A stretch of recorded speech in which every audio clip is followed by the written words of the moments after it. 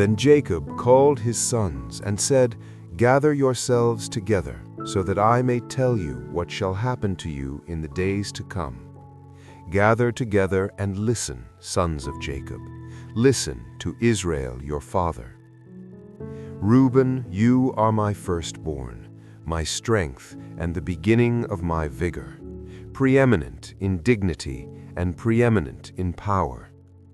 Unstable as water, you shall not excel, because you went up to your father's bed.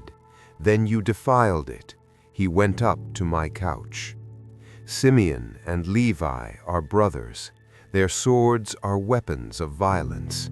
Let my soul not enter their council. Let my glory not join their assembly. For in their anger they killed men, and in their self-will they hamstrung oxen. Cursed be their anger, for it was fierce, and their wrath, for it was cruel. I will divide them in Jacob, and scatter them in Israel. Judah, your brothers shall praise you. Your hand shall be on the neck of your enemies. Your father's sons shall bow down before you. Judah is a young lion. From the prey, my son, you arise.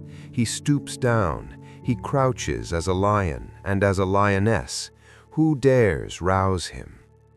The scepter shall not depart from Judah, nor the ruler's staff from between his feet, until Shiloh comes, and to him shall be the obedience of the peoples. He ties his donkey to the vine, and the colt of his donkey to the choice vine. He washes his garments in wine, and his robes in the blood of grapes. His eyes are darker than wine, and his teeth whiter than milk. Zebulun shall dwell at the shore of the sea.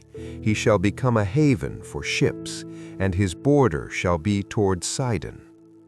Issachar is a strong-boned donkey, lying down between two burdens. He saw that rest was good, and that the land was pleasant, so he bowed his shoulder to bear, and became a servant to forced labor.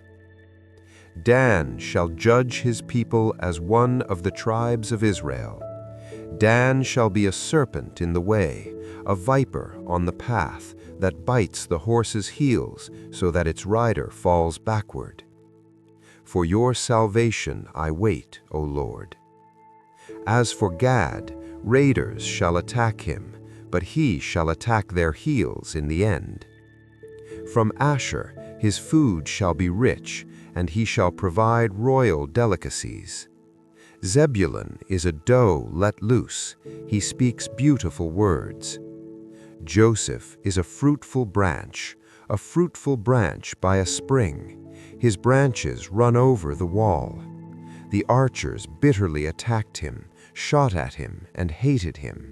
Yet his bow remained firm, and the arms of his hands were made strong by the hands of the mighty one of Jacob. From there is the shepherd, the stone of Israel. By the God of your father who will help you, and by the Almighty who will bless you with blessings of the heavens above, blessings of the deep that lies beneath, blessings of the breasts and of the womb.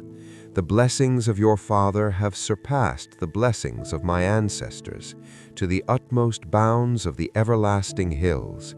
They shall be on the head of Joseph, on the crown of him who was separated from his brothers. Benjamin is a ravenous wolf. In the morning he devours the prey, and in the evening he divides the plunder. These are the 12 tribes of Israel, and this is what their father said to them when he blessed them. He blessed each one according to his blessing. Then he commanded them and said to them, I am about to be gathered to my people.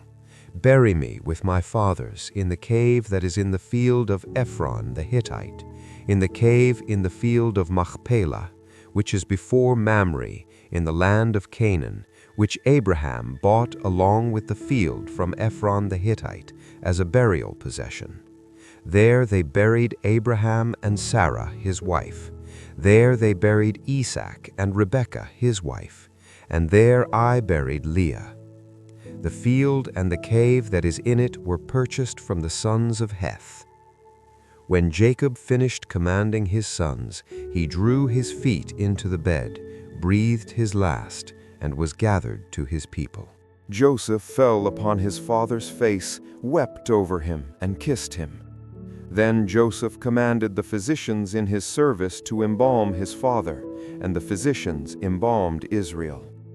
40 days were required for this, for that is how many days are needed for embalming.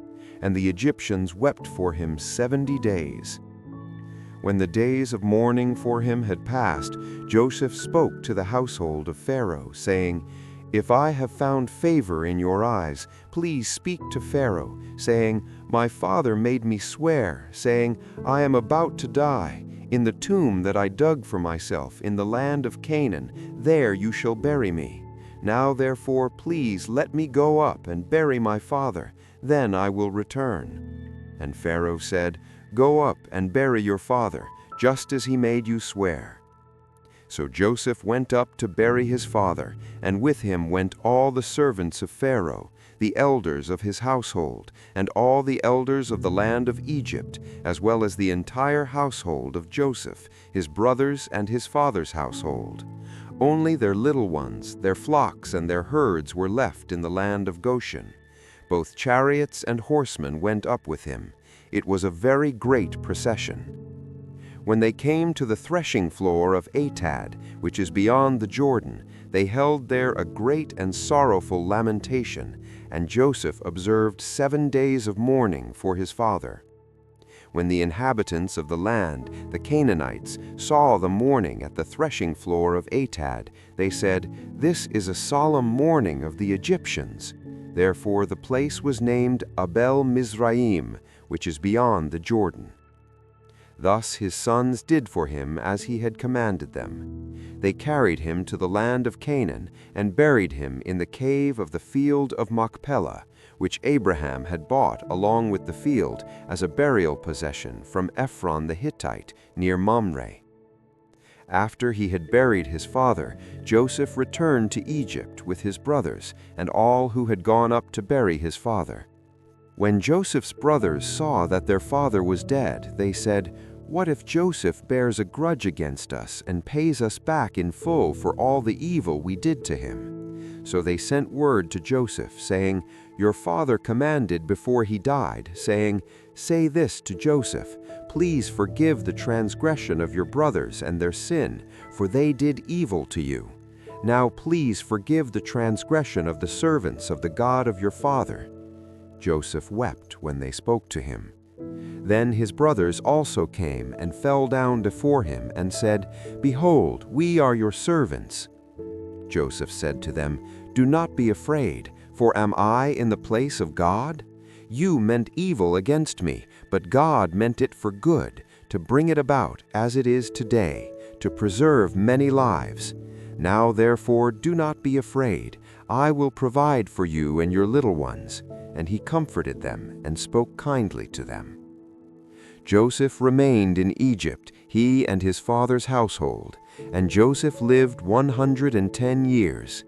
He saw the children of Ephraim to the 3rd generation.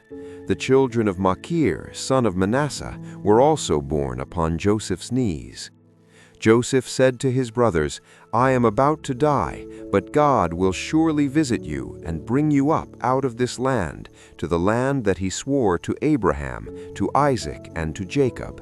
And Joseph made the sons of Israel swear, saying, "God will surely visit you, and you shall carry up my bones from here." Joseph died at the age of 110 years, and they embalmed him and placed him in a coffin in Egypt.